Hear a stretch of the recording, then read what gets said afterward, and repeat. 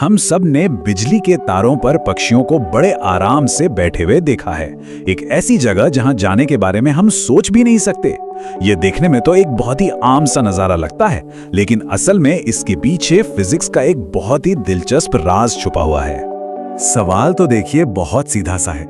ये छोटे छोटे पक्षी हजारों वोल्ट के करंट वाली तारों पर इतने मजे से कैसे बैठ जाते हैं, जबकि हम इंसानों को तो दूर रहने की सख्त हिदायत दी जाती है। ये एक ऐसा सवाल है जो हमें साइंस की दुनिया में थोड़ा और गहराई में ले जाएगा।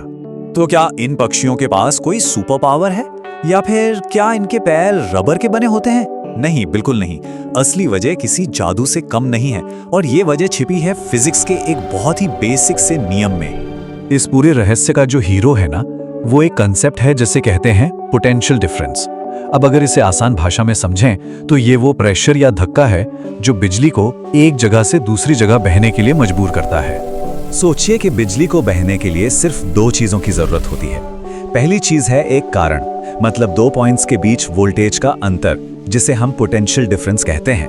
और दूसरी चीज है एक रास्ता, यानी एक क्लोज सर्किट जिससे होकर करंट बह सके। चलिए अब वापस उस पक्षी पर आते हैं। जब वो तार पर बैठता है तो उसके दोनों पैर एक ही तार पर होते हैं और एक दूसरे के बहुत ही करीब। बस यही छोटी सी बात है जो सारा खेल बदल देती है।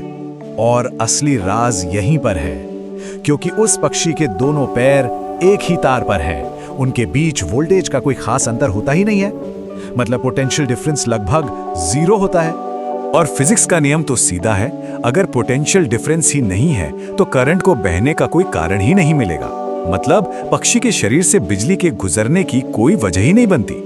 देखिए, बिजली हमेशा सबसे आसान रास्ता चुनती है जिसमें रुकावट सबसे कम हो, और वो रास्ता कॉपर का तार है, ना कि उस पक्षी का शरीर। तो करंट पक्षी को पूरी तरह से इग्नोर कर देता है और सीधे तार से बहता रहता है।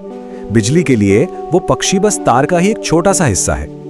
लेकिन एक मिनट, क्या इसका मतलब ये है कि पक्षियों को कभी करंट लग ही नहीं सकता?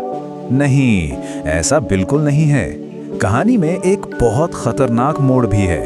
जब तक पक्षी का शरीर एक ही तार पर है तब तक वो पूरी तरह से सेफ है, लेकिन जैसे ही वो एक ब्रिज या पुल बन जाता है, यानी गलती से दो अलग अलग तारों को या फिर एक तार और जमीन से जुड़े खंभे को एक साथ छू लेता है, बस सारा खेल बदल जाता है।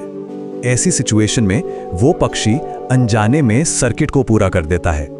अब एक हाई और लो वोल्टेज के बीच एक बड़ा पोटेंशियल डिफरेंस बन जाता है और करंट को बहने के लिए एक नया रास्ता मिल जाता है, और वो रास्ता होता है उस पक्षी का शरीर, जो कि बहुत ही घातक होता है। तो अब एक और सवाल मन में आता है, अगर पक्षी ऐसा कर सकता है तो हम इंसान क्यों नहीं कर सकते? आखिरकार फिजिक्स के नियम तो सबके लिए बराबर होने चाहिए, है ना? थियरी में तो ये पॉसिबल है। अगर कोई इंसान हवा में लटक कर बिना किसी और चीज को छुए सिर्फ एक तार को पकड़ ले तो वो भी सुरक्षित रहेगा, लेकिन असल जिंदगी में ऐसा करना लगभग नामुमकिन है। हमारे और पक्षियों के बीच जो सबसे बड़ा फर्क है वो है जमीन। हम लगभग हमेशा जमीन के कांटेक्ट में रहते हैं, यानी हम ग्राउंडेड होते हैं। तो जैसे ही कोई इंसान उस तार को छूता है, उसका शरीर बिजली के लिए जमीन तक पहुंचने का एक सीधा हाईवे बन जाता है और सर्किट पूरा हो जाता है। जरा सोच कर देखिए, कुछ हाई टेंशन लाइनों में 5 लाख वोल्ट से भी ज्यादा का करंट होता है, और पक्षी उस एनर्जी के महासागर के ऊपर कितने बेफिक्र होकर बैठे रहते हैं।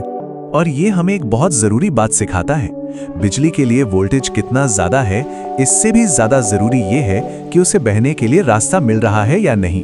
सब कुछ उस सर्किट के पूरा होने या ना होने का खेल है। ये टेबल पूरी कहानी को एक लाइन में समझा देती है। एक ही तार, मतलब एक जैसा पोटेंशियल, और नतीजा कोई करंट फ्लो नहीं। अलग अलग रास्ते, मतलब अलग अलग पोटेंशियल, और नतीजा करंट को बहने का रास्ता मिल जाता है। तो आखिर में ये कोई जादू टोना नहीं है, बल्कि ये है प्योर साइंस।